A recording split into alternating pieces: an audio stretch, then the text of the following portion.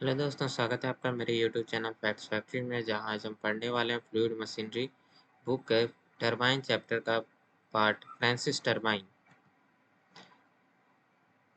The inward flow reaction turbine having radial discharge at outlet is known as Francis turbine after the name of J.B. Francis, an American engineer who in the beginning designed inward radial flow reaction type of turbine. In modern Francis turbine, the water enters the runner of the turbine in the radial direction at outlet and leaves in the axial direction in the inlet of runner. Thus, the modern Francis turbine is a mixed flow type turbine. तो दोस्तों, हम लोग यहाँ पे देख सकते हैं ऐसा इनवर्ट फ्लो रिएक्शन टरबाइन जिसका रेडियल डिस्चार्ज जो है वो आउटलेट को उसको फ्रांसिस टरबाइन कहते हैं। फ्रांसिस टरबाइन का नाम J.B. फ्रांसिस के नाम पे दिया गया था, जो कि एक अमेरिकन इंजीनियर थे जिन्होंने शुरू में inward reaction radial flow reaction turbine का खोज किया था। मॉडर्न फ्रांसिस टरबाइन में वाटर जो है वो रनर में इंटर करता है और टरबाइन में रेडियल डायरेक्शन में आउटलेट पे जाता है और एक्सियल डायरेक्शन में वहां से निकलता है at the inlet of runner. So, thus the modern Francis turbine is a mixed flow type turbine. The velocity triangle at inlet and outlet of Francis turbine are drawn in the same way as in case of inward flow reaction turbine as in the case of Francis turbine. The discharge is radial at outlet. The velocity of world at outlet will be 0. Hence, the work done by the water on the runner per second will be rho q VW1 U1. तो यहाँ पर हम लोग देख सकते हैं कि velocity triangle जो होगा वो इनलेट और आउटलेट पे वो सेम वे होगा उसी केस की तरह जैसा इनवर्ट फ्लो रिएक्शन टरबाइन में था। ये केस आप लोग मेरे पिछले वीडियो में देख सकते हैं। इस केस से रिलेटेड मैंने सारे पार्ट्स मेरे पिछले वीडियो में दिया है, इसका लिंक मैं डिस्क्रिप्शन में दे दूंगा। अब हम लोग जब फ्रांसिस टरबाइन का केस देखते हैं तो डिस्चार्ज जो होता है वो रेडियल होता है आउटलेट पे और velocity of world at outlet, world यानी रोटेटिंग यानी रनर का आउटलेट पे जो होता है वो 0 होता है। तो वर्क डन बाय वाटर जो आएगा वो भी रनर पर सेकंड के अकॉर्डिंग वो आएगा रो Q VW1 U1 और वर्क डन पर सेकंड पर यूनिट वेट जब हम निकालेंगे तो वो आएगा 1/G VW1U1। हाइड्रोलिक एफिशिएंसी हमारा आ जाएगा VW1U1/GH।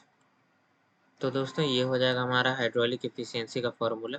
अब हमारा अगला टॉपिक है important relations for Francis turbine. हमारा पहला रिलेशन है ratio of width of the wheel to its diameter is given as n equal to B1/D1. The value of n varies from 0.10 to 0.40. Our second relation is the flow ratio is given as by the formula VF1 by root 2 GH and its value varies from 0.15 to 0.30. Our third relation is the speed ratio, which is found by U1 by root 2 GH, which varies from 0.6 to 0.9. तो दोस्तों, इन्हीं सब values को मद्देनजर रखते हुए हम आगे प्रॉब्लम सॉल्व करेंगे। A Francis turbine with an overall efficiency of 75% is required to produce 148.25 kilowatt power if it is working under a head of 7.62 meter. The peripheral velocity is equal to 0.26 root 2 GH and the radial velocity of flow at inlet is 0.96 root 2 GH. The wheel runs at 150 RPM and the hydraulic losses of the turbine are 22% of the available energy. Assuming the radial discharge, determine the following things. So we have to give all the given values here. So by this we can see this is the overall efficiency. We have the power produced, we have the head value, we have the peripheral velocity, velocity of flow at inlet, we have the speed, that is the turbine speed, the hydraulic loss of 22%, discharge at outlet is radial, so VW2 is equal to 0, so VF2 becomes V2. Hydraulic efficiency formula we have been given here. Total head at inlet by hydraulic loss by head at inlet. So finally by that formula we get the value 0.78. But when we see here the hydraulic efficiency has another formula, so we calculate it and we get the final value of VW1. From this formula we get the VW1 value, it is 18.34 meter per second. So here we can see the outlet and inlet velocity triangle, which according to the jet which is going to move inside in a particular radial direction. We calculate the guide blade angle from the inlet velocity triangle. So tan alpha becomes Vf1 by Vw1, that is the value we put, and we get the value 0.64. And when we take out the value for alpha, it becomes 32 degree 37 minutes.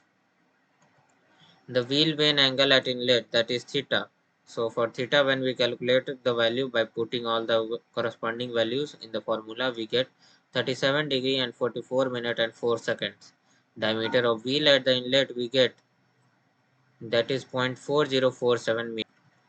The width of wheel at inlet will be, so by the formula of overall efficiency we calculate it. So we have the power required and we have the WH.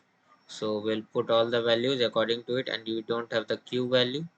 So Q value will be calculated further on, and so when we calculate we get Q value as 2.644 meter cube per second. Using the above equation we get the Q formula of Q as pi d1 into b1 into vf1. So we calculate the b1 value, that is 0.177 meter. So we have another question of Francis turbine with net head value 60 meter. So directly we will see the given value according to the question. So we get these all. It's long. So these are the given values: net head, speed, shaft power, overall efficiency, hydraulic efficiency, and the flow ratio. The breadth ratio, the outer diameter, the velocity of flow, the thickness of vanes, actual area of flow, discharge at outlet. So we using the relation of discharge, we get the value of WP, that is 350.357. Next, when we calculate the value of Q, we get 0.5952 meter per Q second. Next, we have Q is equal to actual area of flow, velocity of flow. So we calculate the value, and we get the value of D1 as 0.54 meter. We get the value of B1 as 54 mm. The tangential speed of runner at inlet will be 19.79 meter per second according to the formula. Using the relation for hydraulic efficiency, we get the value of Vw1 as 27.66 meter per second. The blade angle, that is alpha value, we get 13 degree 55 minutes and 7 seconds. The runner vane angles at inlet and outlet by the value of theta and phi. Theta value we get 41 degree and 5 minute 4 second. The phi value we get as 9.896 meter per second. So further we calculate it and we get the phi value as 34 minute 44.4 second. Diameter of runner at inlet and outlet will be 2.27 meter, and width of wheel at inlet will be 54 mm. So friends, you can yourself solve all the questions given in this book, and this video will be available in the videos link. So we move on to the next topic, which is many pages further. So I am scrolling it. So here we get our next topic, that is axial flow reaction turbine. If the water flows parallel to the axis of the rotation of shaft, the turbine is known as axial flow turbine. And if the head at inlet of the turbine is the sum of pressure energy and kinetic energy, and during the flow of water through runner, a part of pressure energy is converted into kinetic energy, the turbine is known as reaction turbine.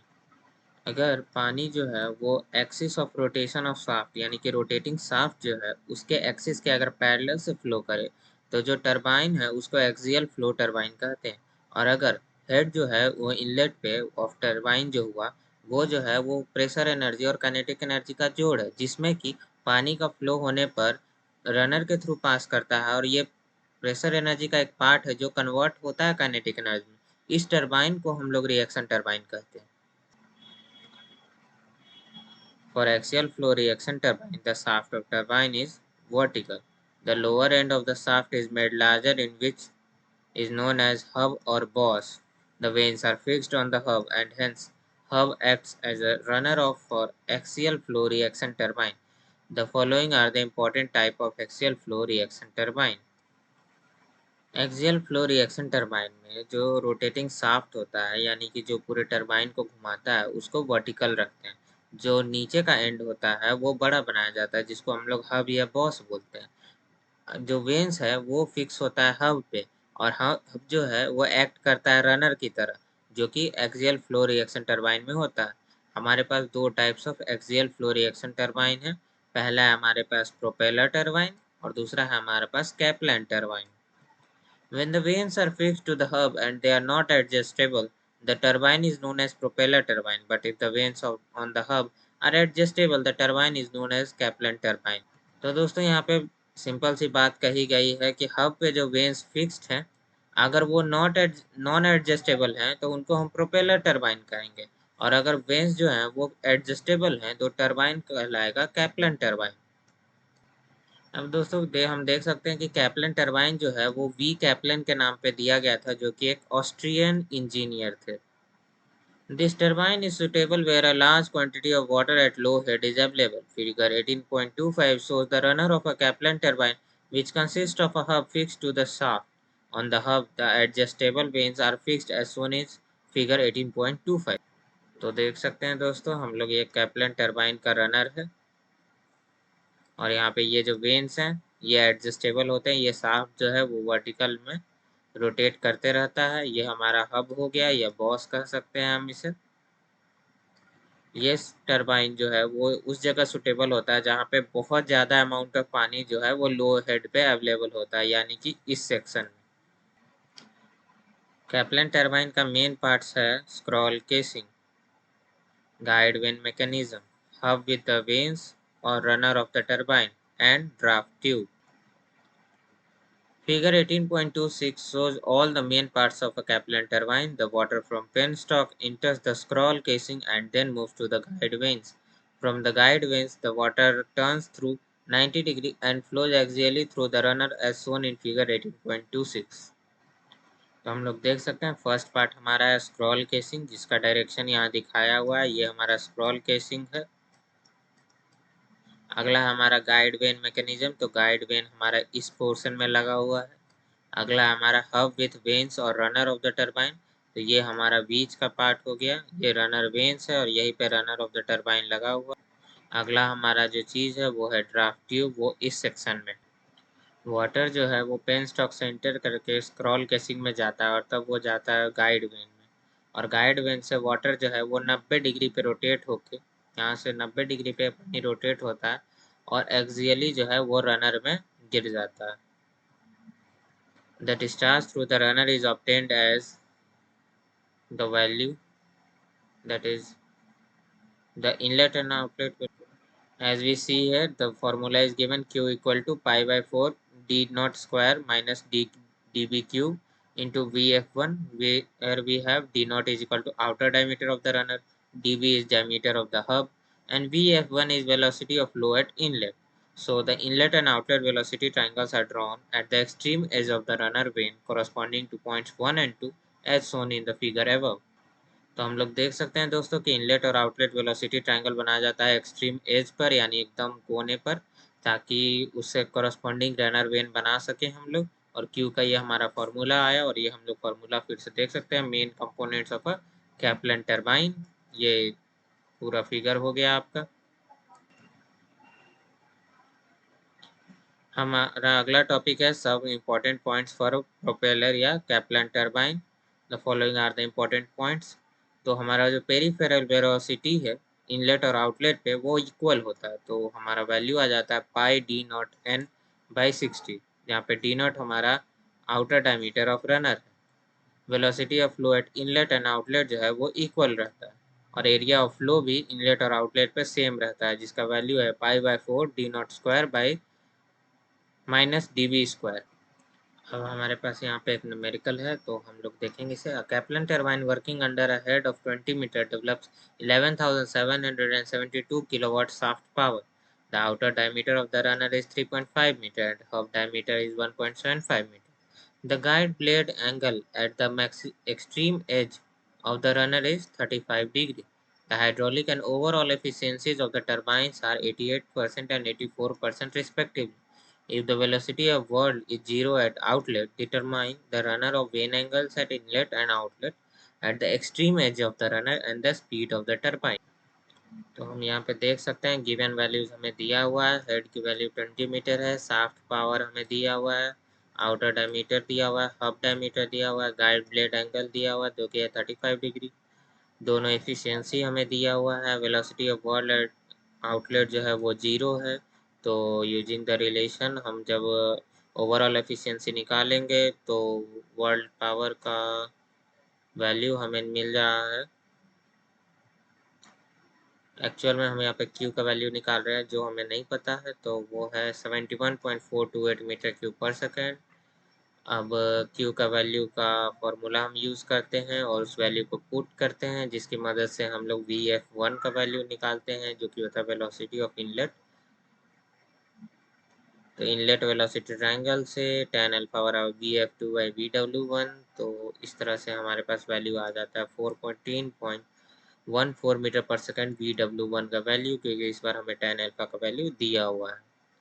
अब relation for hydraulic efficiency का जब formula लगाते हैं तो hydraulic efficiency की value हमें पता है, तो फॉर्मूला में लगा के हम U1 का वैल्यू निकालते हैं जो कि हमारा 12.21 मीटर पर second. Runner vane angle at inlet and outlet at the extreme edge of the runner का वैल्यू देते हैं हम लोग।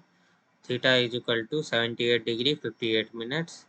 For Kaplan turbine, the VF1 and VF2 value is 9.9 meter per second. For outlet velocity triangle, we get the tan theta value as 0.811, and when we calculate the tan phi value, we get 39 degree and 2 minutes.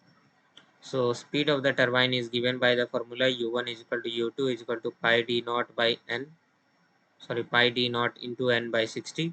So we have the U1 value, so we'll take out the n value, that is 66.3 rpm. So friends, we are moving on the next topic. You can solve the following questions. We have all the solutions given in this book PDF. So friends, our next topic is draft tube. The draft tube is a pipe of gradually increasing area which connects the outlet of the runner to the tail race. It is used for discharging water from the exit of the turbine to the tail race. The pipe of gradually increasing area is called draft tube. One end of the draft tube is connected to the outlet of the runner while the other end is submerged below the level of water in the tail race. The draft tube, in addition to serve a passage for water discharge, has the following two purpose also. तो दोस्तों हम देख पा रहे हैं कि draft tube एक ऐसा पाइप है जिसका एरिया जो है, जैसे जैसे आप पाइप में आगे बढ़ेंगे एरिया बढ़ते जाता है और ये कनेक्ट करता है आउटलेट ऑफ द रनर को टेल रेस से, यानी कि ये डिस्चार्जिंग वाटर को निकालता है टरबाइन से टेल रेस के थ्रू। ये पाइप जो है वो इंक्रीजिंग एरिया का होता है, इसीलिए इसको ड्राफ्ट ट्यूब कहते हैं। एक एंड जो है वो आउटलेट ऑफ द रनर पे लगा होता है और दूसरा जो है वो पानी के अंदर डूबा हुआ रहता है टेल रेस में। ड्राफ्ट ड्राफ्ट ट्यूब में सर्व करता है एक पैसेज का वाटर डिस्चार्ज की तरह। उसका भी दो कारण है, हम देखते हैं आगे। It permits a negative head to be established at the outlet of the runner and thereby increase the net head on the turbine. The turbine may be placed above the tail race without any loss of net head, and hence turbine may be inspected properly. It converts a large proportion of kinetic energy rejected at the outlet of the turbine into useful pressure energy. Without the draft tube, the kinetic energy rejected at the outlet of the turbine will go waste to the tail race. Draft tube जो है वो एक negative head establish करने में मदद करता है outlet of runner पे, जो कि इंक्रीज कर देता है net head of the turbine, जिससे कि टरबाइन जो है वो टेल रेस के ऊपर लगाया जा सकता है और बिना कोई लॉस के साथ नेट हेड और टरबाइन जो दोनों है दोनों का इंस्पेक्शन अच्छे से हो सकता है। और ये it converts a large proportion of kinetic energy, ये काइनेटिक एनर्जी के बहुत बड़े प्रोपोर्शन को कन्वर्ट करता है ताकि आउटलेट ऑफ टरबाइन पे ये रिजेक्ट ना हो और ये यूजफुल प्रेशर एनर्जी में कन्वर्ट हो जाए। बिना ड्राफ्ट ट्यूब के काइनेटिक एनर्जी जो है वो आउटलेट पे रिजेक्ट हो जाएगा और ये वेस्ट हो जाएगा टेल रेस के through. Hence, by using draft tube, the net head on the turbine increases. The turbine develops more power and also efficiency of the turbine increases. तो हम लोग यहाँ पे देख सकते हैं कि ड्राफ्ट ट्यूब के यूज करने से हमारा नेट हेड जो है टरबाइन का बढ़ जाता है और इसके कारण टरबाइन जो है वो ज़्यादा पावर डेवलप करता है और एफिशिएंसी भी टरबाइन का बढ़ जाता है। If a reaction turbine is not fitted with a draft tube, the pressure at the outlet of the runner will be equal to the atmospheric pressure. The water from the outlet of the runner will discharge freely to the tail race. The net head on the turbine will be less than that of a reaction turbine fitted with a draft tube. Also, without a draft tube, the kinetic energy V2 square by 2g rejected at the outlet of the runner will go waste to the tail race. अगर reaction turbine नहीं fit किया गया draft tube के साथ तो outlet पे जो pressure है रनर का वो एटमॉस्फेरिक प्रेशर के बराबर हो जाएगा, तो वाटर जो आउटलेट पर है रनर का वो डिस्चार्ज हो जाएगा फ्रीली टेल रेस में। ये जो नेट हेड होगा वो कम हो जाएगा रिएक्शन टरबाइन के फिटेड से, ड्राफ्ट ट्यूब अगर ना रहे तो। अगर ड्राफ्ट ट्यूब ना रहा तो काइनेटिक एनर्जी भी रिजेक्ट हो जाएगा आउटलेट ऑफ द रनर पे, जिससे कि ये पूरा वेस्ट चला जाएगा। हमारा अगला टॉपिक है टाइप्स ऑफ ड्राफ्ट ट्यूब। हमारे पास 4 टाइप्स है। पहला है कोनिकल ड्राफ्ट ट्यूब, दूसरा है सिंपल एल्बो ट्यूब, तीसरा है मूडी स्प्रेडिंग ट्यूब एंड चौथा है elbow draft tube with circular inlet and rectangular outlet. ये हम लोग यहाँ पे फिगर में देख सकते हैं। ये हमारा कोनिकल ड्राफ्ट ट्यूब हो गया, ये सिंपल एल्बो ट्यूब हो गया, ये एल्बो की तरह मुड़ता है, ये मूडी स्प्रेडिंग ट्यूब हो गया, और ये हो गया draft tube with circular inlet और रेक्टेंगुलर आउटलेट हो गया, ये आपका चौथा टाइप हो गया। These different types of draft tubes are shown in the figure 18.32. The conical draft tubes and Moody spreading draft tubes are most efficient, while simple elbow tubes and elbow draft tubes with circular inlet and rectangular outlet require less space as compared to the other draft tubes. तो यहाँ पर हम देख सकते हैं जो हमारा draft conical draft tube है और मूडी स्प्रेडिंग ड्राफ्ट ट्यूब है वो ज़्यादा एफिशिएंट होता है, लेकिन सिंपल एल्बो ट्यूब और एल्बो ड्राफ्ट ट्यूब जिसका सर्कुलर इनलेट और रेक्टेंगुलर आउटलेट होता है उसको कम जगह चाहिए होता है बाकी सारे ड्राफ्ट ट्यूब से। हमारा अगला टॉपिक है ड्राफ्ट ट्यूब थ्योरी। अब ड्राफ्ट ट्यूब थ्योरी में हम देखेंगे कि ये थ्योरम कैसे प्रूव हुआ। तो consider capital draft tube in figure 18.33 जो हम लोग यहाँ देख सकते हैं। एच एस हमारा vertical height of the draft tube है above the tail race, Y हमारा डिस्टेंस ऑफ बॉटम है from of the draft tube from tail race. अब बर्नौली इक्वेशन हम लगाते हैं सेक्शन 1.1 और आउटलेट सेक्शन 2.2 पर ड्राफ्ट ट्यूब और taking section 2.2 as datum line we get this equation where यहाँ पर एच एफ जो है वो हमारा लॉस एनर्जी है between the sections 1 and 2.2। P2 by rho g हमारा एटमॉस्फेरिक प्रेशर हेड है। ये हमारा टरबाइन केसिंग दिखाया गया है, ये हमारा इनलेट ऑफ ड्राफ्ट ट्यूब हो गया, ये हमारा टेल रेस हो गया और ये हमारा आउटलेट हो गया। अब ये जो एटमॉस्फेरिक प्रेशर हेड का हम लोग फार्मूला लाए उसको सब्सटीट्यूट करेंगे इक्वेशन में, तो फाइनली हमारा जो वैल्यू आता है वो आएगा P A by rho g minus H S minus V one square by 2g minus V two square by 2g minus H F. तो P1 बाई रो जी जो है वो एटमॉस्फेरिक से कम आया प्रेशर से। एफिशिएंसी ऑफ ड्राफ्ट ट्यूब जब हम लोग निकालेंगे तो इसको डिफाइन किया जाता है ratio of actual conversion of kinetic head into pressure head in the draft tube to the kinetic head at the inlet of the draft tube. तो मैथमेटिकली जब हम लोग इसको लिखते हैं तो हमारा फाइनल जो कन्वर्जन का ये हमारा आता है ड्राफ्ट ट्यूब का, ये हमारा ये है इक्वेशन, और actual conversion of kinetic head into pressure head का फॉर्मूला हमारा ये है। और फाइनली यहाँ पे हम देख सकते हैं ये एफिशिएंसी फाइनल वैल्यू यहाँ पे दिया गया है।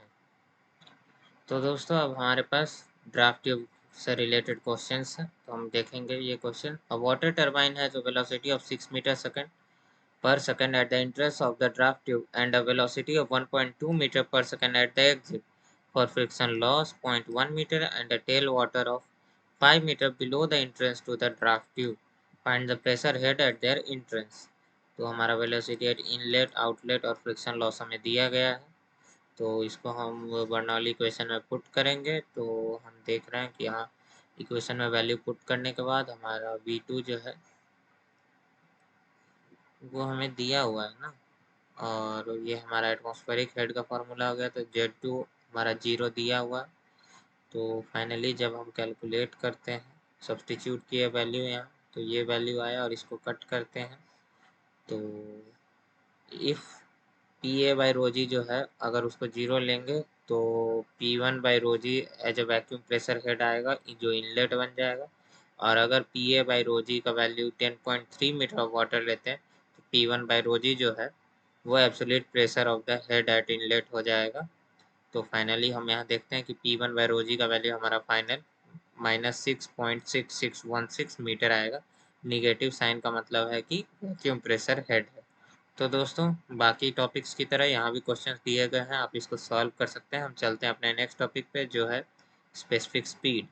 It is defined as the speed of turbine which is identical in shape, geometrical dimensions, blade angles, gate openings, etc. with the actual turbine, but of such a size that it will develop unit power when working under unit head.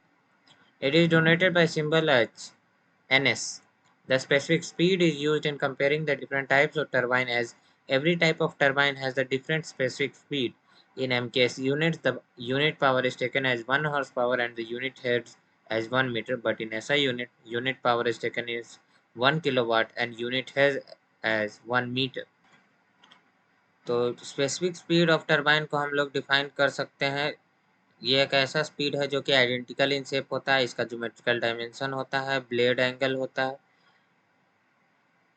ये actual turbine का value होता है, लेकिन ये जो size है ये develop करता है यूनिट पावर जो वर्किंग यूनिट अंडर हेड रहता है, यानी कि पर यूनिट हमारा कितना पावर डेवलप हो रहा है, इससे हम ये देखते हैं इसका वैल्यू, और सिंबल को हम NS से रिप्रेजेंट करते हैं। तो डिफरेंट टाइप्स ऑफ टरबाइन में different type of specific speed होता है। तो हम यहाँ डेरिवेशन जब कर रहे हैं तो हम यहाँ पे ओवरऑल एफिशिएंसी लेंगे, और ओवरऑल एफिशिएंसी में सारा वैल्यू पुट करने के बाद हम जब नीचे आते हैं तो हमारा वैल्यू जो है वो ऐसे सब्सटीट्यूट करते हुए फाइनल वैल्यू हमारा आ जाता है NS is equal to root under N2 square P by H का power 5/2 which is N root P by H का पावर 5/4। इस इक्वेशन में अगर P को जो लिया जाएगा मेट्रिक हॉर्स पावर में तो हमारा स्पेसिफिक स्पीड जो है वो MKS यूनिट में आएगा, लेकिन अगर P किलोवाट में लिया जाएगा तो हमारा स्पेसिफिक स्पीड जो है वो SI यूनिट में आएगा। हमारा अगला टॉपिक है significance of specific speed. Specific speed एक इम्पॉर्टेंट रोल प्ले करता है टरबाइन सेलेक्ट करने में, और परफॉर्मेंस ऑफ टरबाइन को वो भी प्रिडिक्ट किया जा सकता है स्पीड के अकॉर्डिंग। तो अगर स्पीड हम देखें तो 8.5 से 30 के लिए पेल्टॉन व्हील हम लेते हैं सिंगल जेट के साथ, 30 to 51 होता है स्पीड, तो हम पेल्टॉन व्हील विथ 2 और मोर जेट्स लेते हैं। 51 to 225 हमारा फ्रांसिस टरबाइन होता है, और 255 से 860 तक हमारा कैप्टन या प्रोपेलर टरबाइन होता है। अब इससे रिलेटेड हमारे पास ये एक न्यूमेरिकल है।